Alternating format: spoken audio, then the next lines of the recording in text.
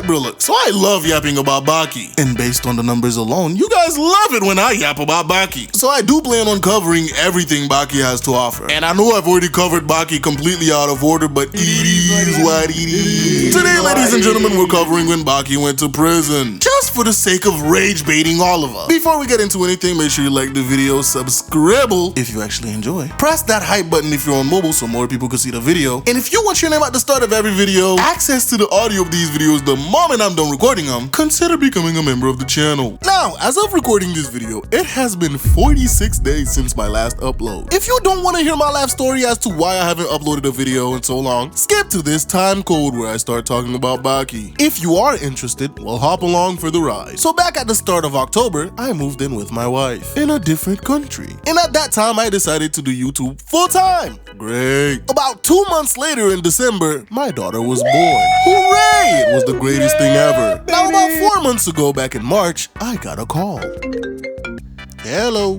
Hey JP, how would you like to have a job? A job, you say? Well, don't mind if I do. I'm always up for some more bread. After deliberating with my wife, we decided, alright, I'm taking the job. But said job required me to move back in with my parents in Florida. And so 3 weeks ago, that's exactly what I did. So I grabbed all my stuff, my PC, monitor, speakers, all of that, and moved back in with my parents. Except there was one problem. While waiting for my homeboy to come pick me up from the airport, I realized, hey, yo, I forgot to grab my mic or nor. But then I remembered I still have my old mic that I bought from Wish. If you don't remember what Wish was, it was Temu before Temu was the thing. Anywho, I got back home, get in my room, flipped that thing upside down, and found no mic. Cause when moving in with my wife, I kind of threw a bunch of stuff away, including that mic. And so, ladies and gentlemen, I was stuck with no mic and I could not record for those 3 weeks. And no, my wife couldn't just send me the one that I had left, cause Lord knows how long it would have taken to ship that thing from where she was. So I decided I might as well just buy a new one. And I was not going to pay another $130 for this AT 2020. So off to eBay I go. Except there was one more problem. I'm broke! So I had to wait for YouTube to pay me, which was another week.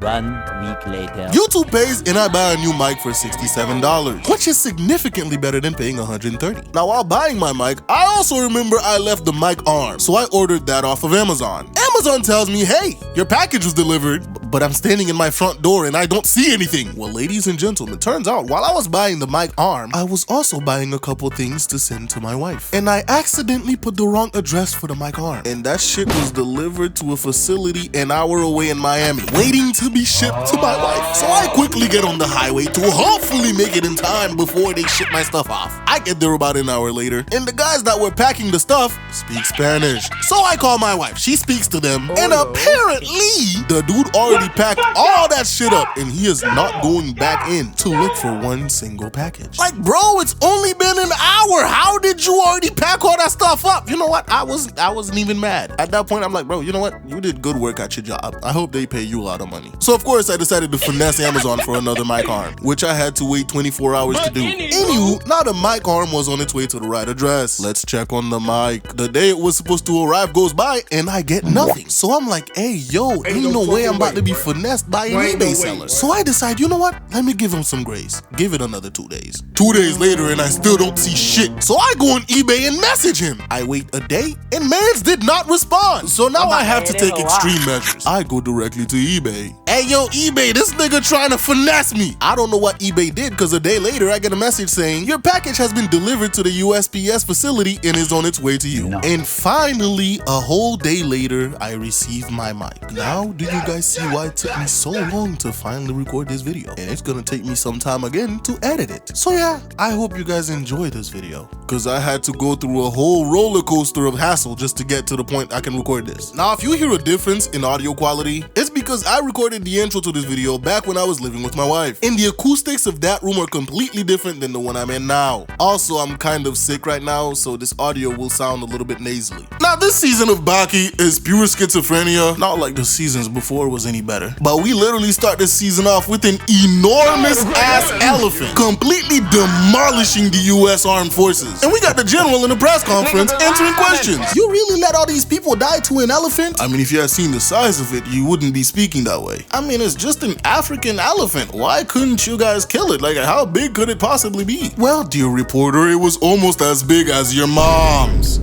Daddy, was that elephant really as big as the reporter's mom? Well, son, if only you had seen it with your own 2 eyes, you wouldn't be asking that question. And that's not even the craziest part of this man's story. It's the fact that after the army got demolished, Yujiro pulls up out of nowhere, fights this dinosaur-sized elephant, and after besting it in one-on-one combat, bro cooks and eats the elephant. After hearing about this feat from Stridum, Baki's like, God, this man always trying to one-up me. So of course, Baki fires up his demon brain, gets his schizophrenia to the max, and starts shadowboxing people. But before we get to that, we're going to meet one of the worst people you could have as friends. Like, these kids are not your friends. These 3 buttheads decides to dare one of them to go fight the strongest high schooler. And look at this little scrawny dumbass following their orders. If his parents ask him the jumping off a bridge question, this man probably would do it. Anywho, he actually runs into these 3 dumbasses, and they direct him to Baki. He goes and waits at the rendezvous point for Baki. And this man, Baki, pulls up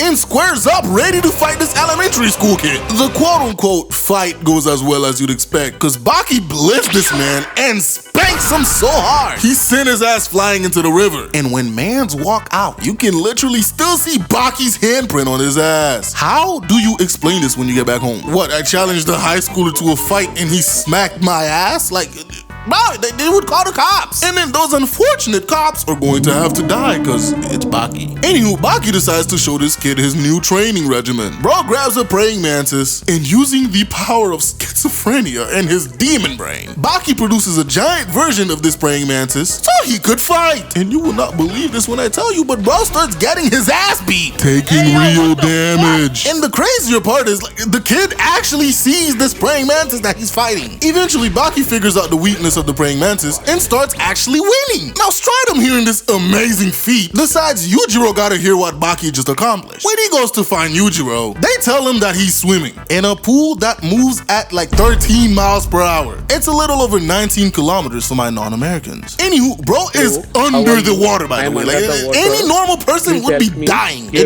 can't do nothing against this. But not Yujiro. Bro's jumping out of that bitch like he a dolphin. Anywho, he finally gets to talking to Stridum, and Stridum is like, oh my goodness, Yujiro, you will not believe what Baki has accomplished. Baki managed to beat a giant imaginary praying mantis. Yujiro, hearing this, busts out laughing, because you can't make this shit up. And look at how ugly this man looks when he's laughing. Yujiro's like, bro, what are you telling me this for? There were no stakes fighting an imaginary giant grasshopper. There was no risk of death or anything. So what exactly did he accomplish? Anywho, Baki, figuring that fighting a giant praying mantis and winning isn't really a crazy feat, decides to kidnap the president live on television, and nobody could stop him. Look at this garbage security detail. Y'all really couldn't stop a 17-year-old from kidnapping the president? Anywho, bro takes Bush to a nearby cafe and tells the president he wants to be taken to Arizona State Prison for one purpose and one purpose only: to completely rage bait Oliver into fighting him. Because in Baki's mind, if he fights Oliver and wins, that's proof that he's ready to fight Yujiro. Now, ladies and gentlemen, I'm going to tell you this entire season is not only filled with pure schizophrenia, but every character from Yujiro to Baki, Oliver, and Guevara were all trolling this season. Everyone wanted to be as disrespectful as they could possibly think. Starting with none other than Guevara. He's a new character that was introduced this season, who Baki met when he finally went to Arizona State Prison. Bro tried being all big and bad to Oliver when he got there, and essentially got told to get in line. And then bro meets Guevara coming out of a broom closet, because that's where he's comfortable sleeping. Why? I don't know. I cannot articulate the thoughts of a lunatic. Anywho, after meeting Guevara, that same morning during roll call, he witnesses why Guevara is number 2 in the prison. That man is basically able to do whatever he wants, and the guards don't do anything about it. Like, bro is casually able to grab one of their guns, point it at him, put that bit back in the holster, and just go back to eating like nothing happened. Now, this new guy thought he was so tough because he turned the spoon into a fork. So Guevara had to show him that shit was light work. And then this nigga had the nerve to be offended. So Guevara took him to the gym for a one-on-one session. Even though bro was a sumo wrestler, he couldn't even pick up Guevara. So in response, Guevara decides to show him how to clap with one hand, completely destroying his eardrum. Followed by this man shoving some hairs in his ear, destroys his vestibular system, and now Brody has no sense of balance. And ladies and gentlemen, the cherry on top, Guevara leaves the gym, leaving this man on the floor by himself. And the guards that were there pulled up behind him and removes this man off the census, because being getting caught in the gym by yourself gets you clapped, no questions asked. Anywho, when Guevara goes back to Baki, bro tried to be a smart ass with the guard's baton and ends up with 4 guns pointed at him instead, while also getting him some time in solitary confinement. Nice going, Baki. After that, we find out that Guevara is basically the president of a small island, and this man trained a band of lunatics who can kill you 100 ways with just their bare hands. They don't use guns, and that's their main rule. Now, Guevara wants the island to be independent, but George Bush, on the other hand, was being stubborn until the personal bodyguard that he just hired does a 180 and holds that nigga hostage, claiming that they sent 2 operatives to each of the 50 states, and any of them at any time could hijack a plane or a nuclear power plant with just their bare hands and create havoc. Now, this is the messed up part. Guevara FaceTimes Bush while standing in front of his crib, and then bro goes inside and look at the face of the wife. She's sitting there like, dear white Jesus, please protect me. I don't know who this man is and he's in my house. And these 2 dumbass kids don't even realize they're being held hostage. Why the fuck are they so happy? Bro's just casually sitting on the president's couch putting his hand around his wife, and there's nothing Bush could do about it. Look at this nigga sweating. He knows he can't do shit. In the end, Bush had no choice but to give them their independence. Anywho, while in solitary, the old man explains to Baki that the 3 most dangerous men in the world, Yujiro, Oliver, and Guevara, are always being monitored by satellite. And if any of them make sudden moves and start running, all resources are diverted to finding them. A random guard decides to pull up, and with the brain power exceeding that of Einstein, decides to bully the old man. And man's not only ended up getting roasted, abusing an old man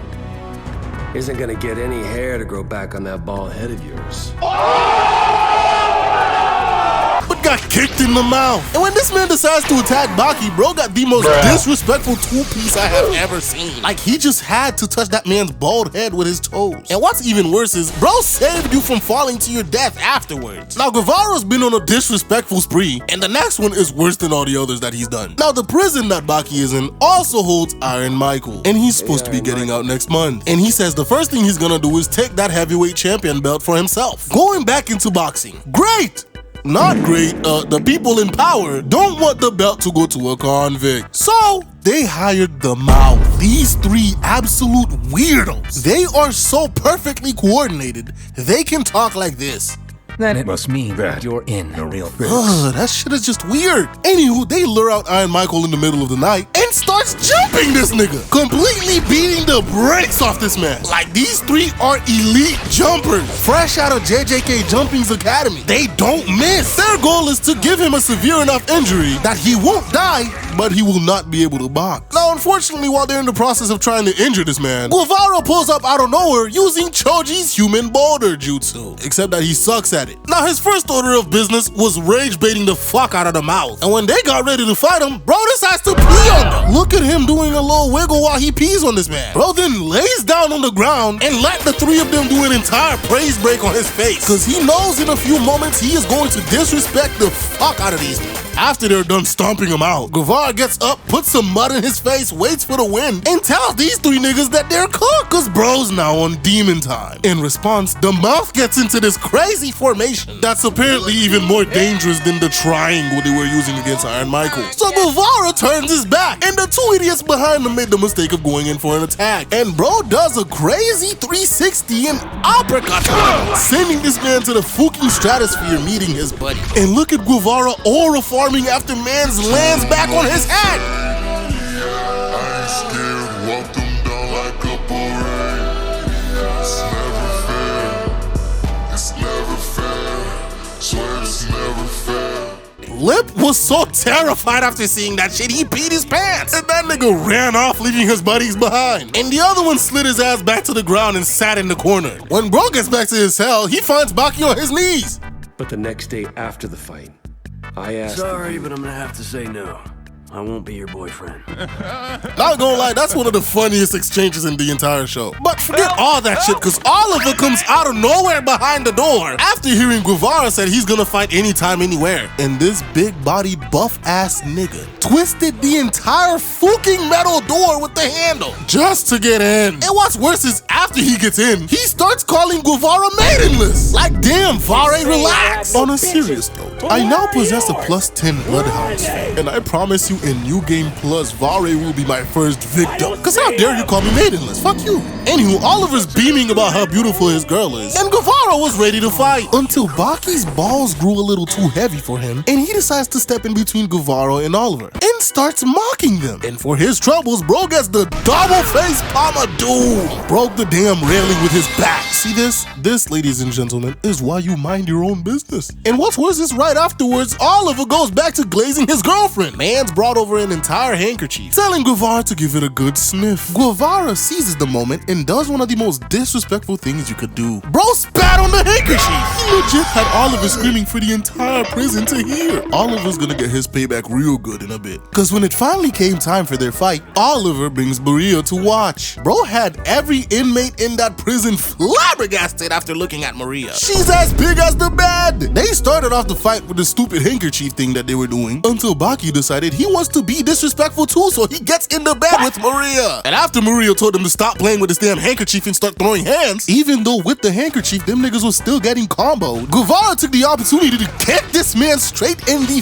face. And then bro got ready to spam his ultimate. He claps Oliver's ear and shoved some hair in it to pull off the same move. But Buddy got denied. And Oliver countered with a hit straight to this man's sternum. Bro legit turned Guevara into a flying PNG. But Guevara was not done, ladies and gentlemen. Bro gets back up, now with his face painted, chanting on demon time. Bro runs and kicks the daylights out of Oliver and then called him a bitch afterwards. So Oliver gets up and tells Guevara that he's gonna hit him for real now. So of course, Guevara says it's a good day to die. Calls for a punch and gets countered with one of the most devious face palms I have ever witnessed in anime. Bro palmed his entire face. Look at his eyeball. And then he plants Guevara in the ground so hard that everybody's GPS across the globe malfunctioned. Like Buddy's GPS was at a stoplight and it randomly appeared in the middle of the ocean. Meanwhile, this is happening, President Bush is chauffeuring Yujiro around. They get back to the office, and Chamomile Lesson over here, who as mentioned earlier is one of the people that Guevara trained, is currently being tested because this man Bush walked into the office with Yujiro behind him and he expects this nigga to protect him from Yujiro. And the best solution that this man saw was to double kick the president out of a window because there's nothing he could do against Yujiro. What's even worse is it did not work because Yujiro already went down and caught the president, giving this nigga a wet willy. He tells Chamomile he did a good job, but he would rather want a piece of Guevara instead of fighting with one of his soldiers. Now panning back to Guevara, bro is still on the ground and he is still somehow able to get up from that hit he took earlier. Oliver gets ready to throw a punch and you can actively see this man put every single muscle fiber into that punch. And Guevara goes for the wildest Superman punch I have ever seen, followed by President Bush pulling up to Apollo. Wait, what? And then Yujiro showed up. What the hell's going on? Well, it turns out Guevara got punched in the ground so hard, bro started hallucinating. Look at the way his body stiffened. After this, Oliver goes to spout a bunch of cat to Baki about how big his muscles are. And in the end says he built all his muscles so he could pick up Maria. And that's exactly what he does. Bro walks off with his extra large BBW girlfriend while singing the same chant that Guevara was doing to presumably go back to his room and clap some cheeks. The amount of disrespect that holds in of itself. You not only beat this man so hard that he's hallucinating, but you also stole his chant while showing off that you're gonna go clap some cheeks. Anyway, after this, Guevara escaped back to his homeland, and Baki decides now's the perfect time to start trolling. So bro kicks the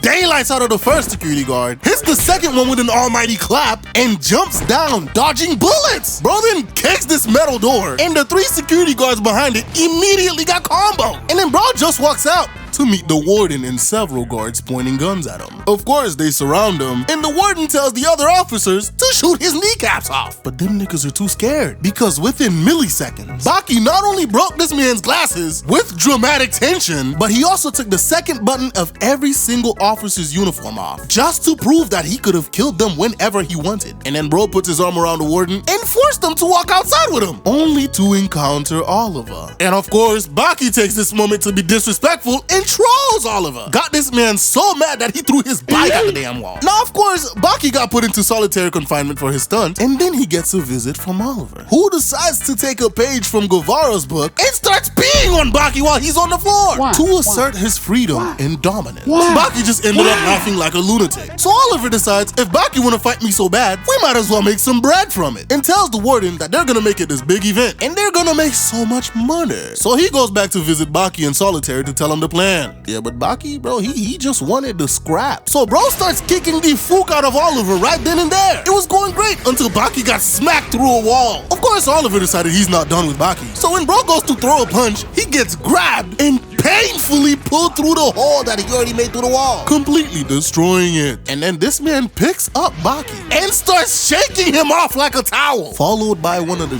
meanest combos I have ever witnessed. Bro tackles Baki through 3 walls, and then he picks up Baki, sticks him through the metal door, and punches him through it, sending Baki falling 3 floors down. Now Baki somehow survives this, but Oliver was not done, because when Baki goes for a kick, he grabs his leg, right? And of course Baki is struggling, kicking the daylight out of this man, and he is taking no damage. And then Oliver proceeds to pull Musashi's special move. Bro spikes Baki on the ground, leaving a small crater. Bro got smacked so hard, Baki starts using his demon back. And a Baki that was being manhandled by Oliver earlier proceeds to KO Oliver before he even knows what happened, dropping this man on his ass, all from unlocking the demon back. Oliver gets up from this and decides to turn into a ball. And even Baki trying his hardest could not break through or even make this man budge, until Oliver decided he wanted to be Pac-Man. Bro literally swallowed Baki, crushed him, and spat him back out. And then this man stands over Baki and starts yapping, telling Baki he wants him to give up. But that's not in Baki's vocabulary. So they get back to squabbling, and Oliver tried to pull out his Pac-Man move again. So Baki counters by shoving his fingers up Oliver's nose. Oliver was not happy, but Baki said he tired of pulling out special moves, and they should just end this fight by slugging it out. Now let me remind you that Oliver is about 200 pounds of raw muscle heavier than Baki. But Mans is a demon, he does not care. He goes at Oliver and they start throwing haymakers. The guards describing this are like, yo, we have never witnessed something like this. And the craziest part,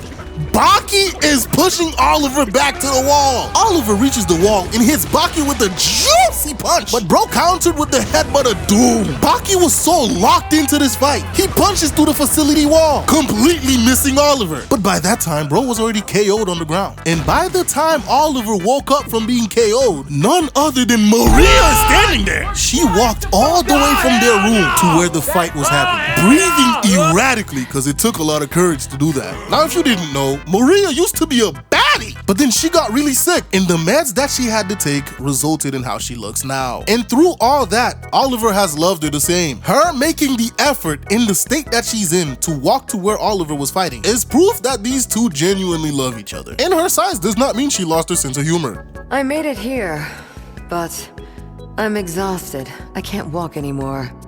What? Do you plan on having that boy carry me back? Huh?